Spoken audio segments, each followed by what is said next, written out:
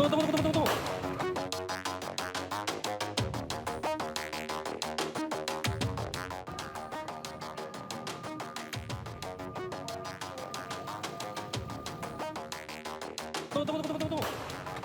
Tim Klewang Satreskrim Polresta Padang bergerak cepat menuju lokasi keberadaan tersangka pencuri motor yang terpantau di kawasan Pasaraya, Kota Padang, Sumatera Barat.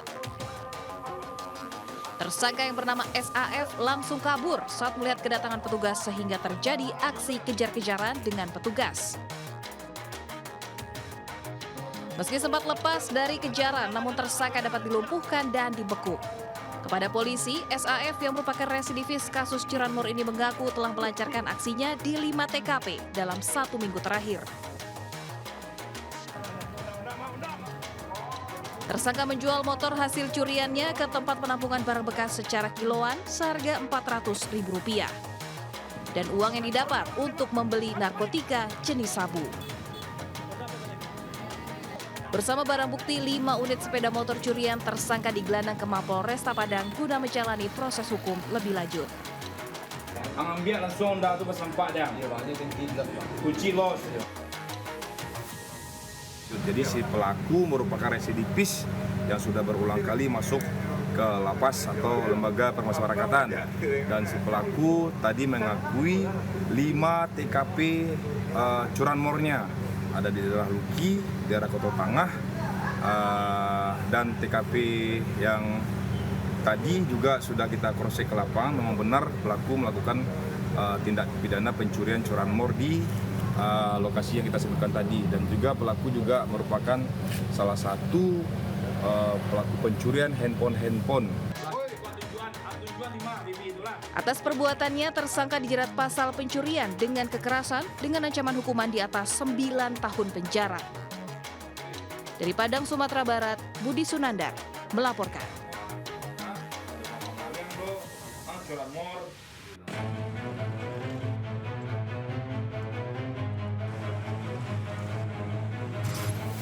Kamera pengawas merekam seorang pria berusaha mencuri sepeda motor yang terparkir di Jalan Menteng Raya, Medan, Sumatera Utara.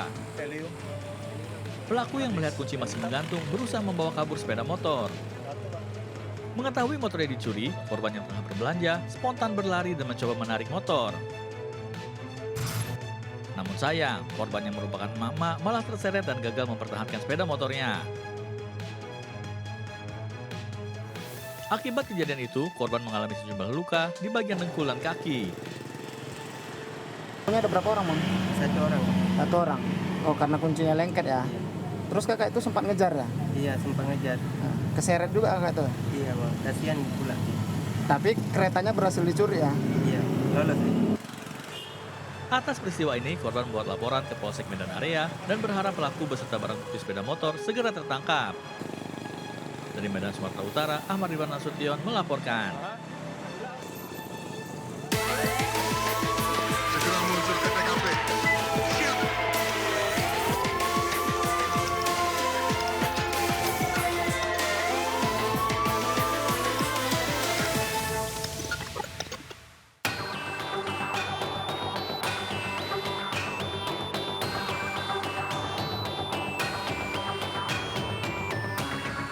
Aparat kepolisian dari tim patroli perintis presisi Polda Sulsel yang melakukan patroli malam mengamankan 3 pemuda yang berboncengan, di mana satu diantaranya membawa senjata tajam jenis parang di Jalan Metro Tanjung Bunga, Kota Makassar. Ketiga pemuda tersebut langsung digeledah dan diamankan ke Mapolsek Tamalate guna pemeriksaan lebih lanjut. Penyisiran selanjutnya, petugas yang mendapatkan informasi dari warga terkait adanya sejumlah pemuda yang menggelar pesta miras oplosan tradisional di 2 lokasi berbeda langsung bergerak cepat ke TKP. Polisi yang tiba langsung memasuki lokasi dan mendapati sejumlah warga tengah asik menenggak minum keras jenis balo. Usai membubarkan pesta miras, polisi menggerebek lokasi berikutnya hingga mendapati belasan pemuda yang tengah asik berpesta miras. Polisi pun membubarkan pesta miras dan melakukan penggeledahan terhadap barang bawaan para pemuda guna mencari adanya benda terlarang. Tim patroli perintis presisi juga berhasil membubarkan sekelompok remaja yang sementara melakukan pesta miras jenis balok yang selanjutnya diminta untuk membuang sendiri sisa minuman keras tersebut dan dihimbau untuk segera kembali ke rumah masing-masing untuk mencegah hal-hal yang tidak diinginkan. Guna mengantisipasi hal serupa, polisi memberikan peringatan kepada warga agar tidak lagi menggelar pesta miras. Sejumlah pemuda yang diamankan dibawa ke Mapolsek Tamalate untuk didata dan dibina. Dari Kota Makassar, Sulawesi Selatan, Muhammad Turboni melaporkan.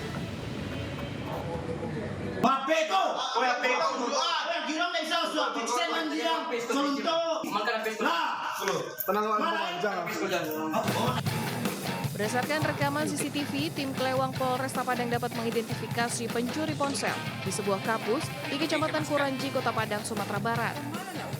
Tersangka berinisial RN tak berdaya saat digerebek petugas di rumah kontrakannya. Selain berhasil mengamankan tersangka, petugas juga mengamankan sejumlah barang bukti, diantaranya 4 unit ponsel hasil curian. Bersama barang bukti, tersangka langsung digelandang ke Mapolresta Padang guna menjalani proses hukum lebih lanjut.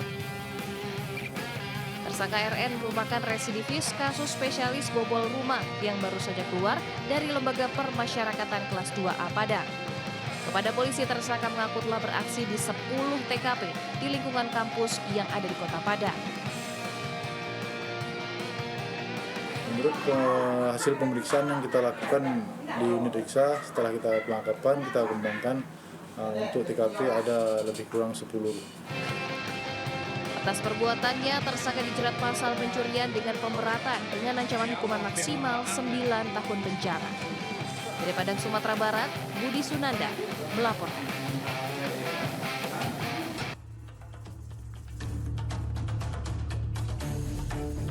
Tiga warga yang menganiaya dan memaksa bocah 9 tahun menenggak minuman keras lantaran dituduh mencuri uang di Kabupaten Tangerang, Banten akhirnya ditetapkan sebagai tersangka.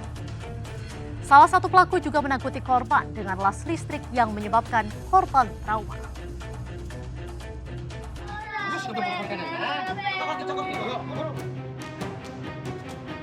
Tiga warga yang menganiaya dan memaksa bocah menenggak minuman keras di Kecamatan Kronjo, Kabupaten Tangerang, Banten ditetapkan menjadi tersangka.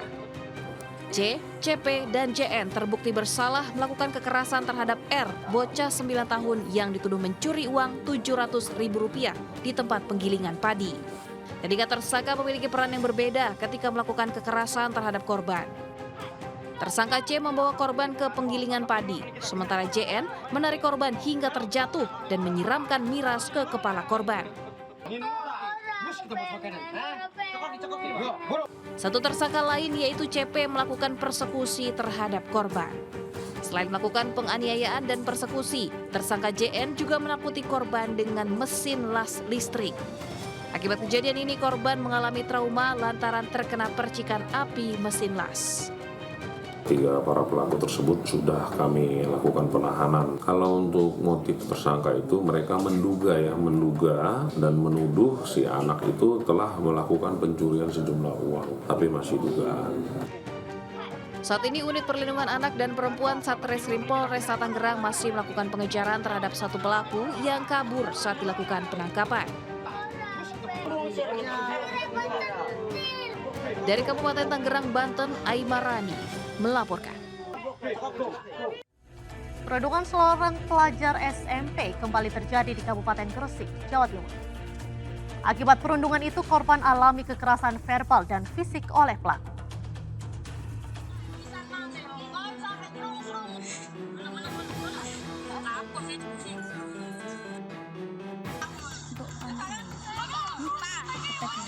Video amatir merekam 5 pelajar perempuan merundung satu pelajar perempuan lain di Kabupaten Gresik, Jawa Timur. Pelaku merundung korban secara verbal dan menendang kepala korban. Korban yang diketahui seorang pelajar SMP itu melaporkan kejadian yang dialaminya ke unit pelayanan perempuan dan anak Satreskrim Polres Gresik. Kanit PPA Satreskrim Polres Gresik mengungkapkan pihaknya telah memeriksa 4 dari 6 orang yang terlihat dalam video. Motif perundungan diduga dipicu oleh masalah percakapan online yang berujung pada kesalahpahaman. Untuk terduga pelaku kan dalam video sama perekam itu jumlahnya 6, kami lagi memeriksa 4, kami lagi running untuk mengamankan dua saksi lainnya. Nanti kita gelarkan hasil petunjuknya gimana. Polisi akan menyelidik secara intensif dengan memeriksa semua saksi dalam video dan mencari bukti lain, termasuk rekaman CCTV di lokasi kejadian. Dari Gresik, Jawa Timur, Agus Ismanto melaporkan. Peringatan Hari Anak Sedunia tak dirasakan semua pihak. Selain 2 kasus kekerasan terhadap anak tadi di Banyuwangi, Jawa Timur, seorang siswi kelas 1 Madrasah Ibtidaiyah jadi korban pemerkosaan hingga dibunuh.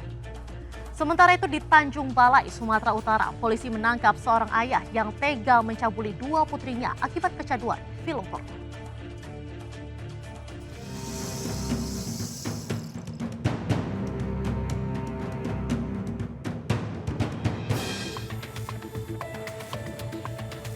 Gegap gempita peringatan Hari Anak Sedunia tak dirasakan semua pihak. Salah satunya di negeri ini, di tengah banyaknya kasus kekerasan hingga ruda paksa yang dialami banyak anak. Seperti di ujung paling timur Pulau Jawa, di mana pengejaran pelaku pembunuhan DCA siswi kelas 1 Madrasah Ibtidaiyah Babur Rohman terus berlanjut di Desa Kalibaru Manis, Banyuwangi. Polisi bahkan mengerahkan unit anjing pelacak guna melacak jejak dan mengerahkan tenaga ahli untuk mengidentifikasi pelaku. Sebelumnya penyidik sudah memeriksa 17 saksi dari pihak keluarga, warga sekitar, dan pihak sekolah.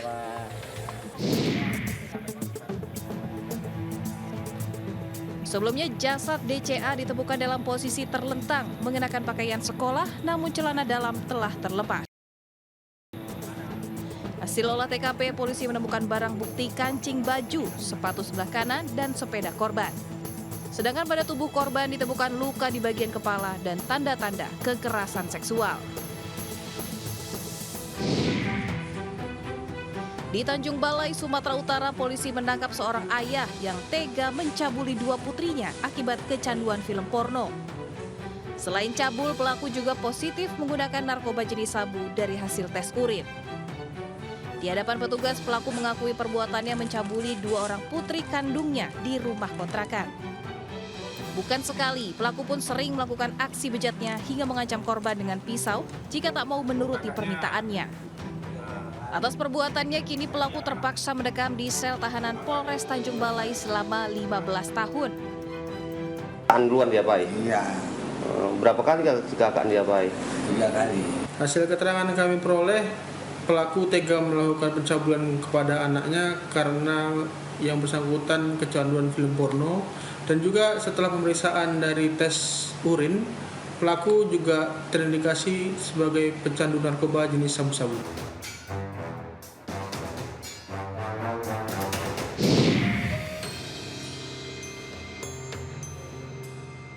Menyoal 2 kasus penganiayaan berujung pembunuhan dan kasus ruda paksa yang dialami anak, kondisi ini jadi potret ironi masih lemahnya perlindungan terhadap si kecil.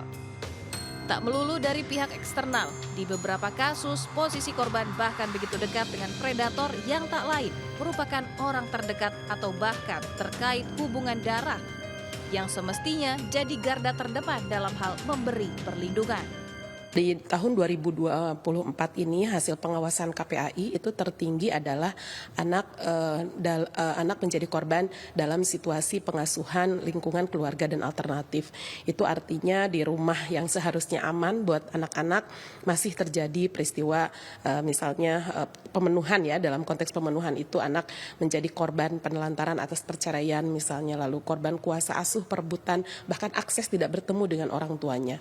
Nah, di level hilir mereka tertinggi adalah anak korban kekerasan seksual dan anak korban kekerasan fisik. Sebagai orang tua sangat sedih melihat, marah bahkan mungkin melihat adanya masih ada kekerasan dalam anak ya, kepada anak ya, terutama ketika melihat kenyataan ternyata masih ada kekerasan terhadap anak-anak, saya sangat merasa sedih. Itu sangat disayangkan sih Kak ya, karena kan kita nggak tahu mental anak tuh seperti apa, tiap anak kan berbeda-beda. Takutnya dia ada rasa trauma sampai besar mungkin ya. Terus ada tindakan juga sih terhadap orang tuanya gitu loh. Jadi anak itu karena tanpa kita sadarin kan kadang suka ada imbas juga ke anaknya, bagaimana memperlakukan anak yang semestinya.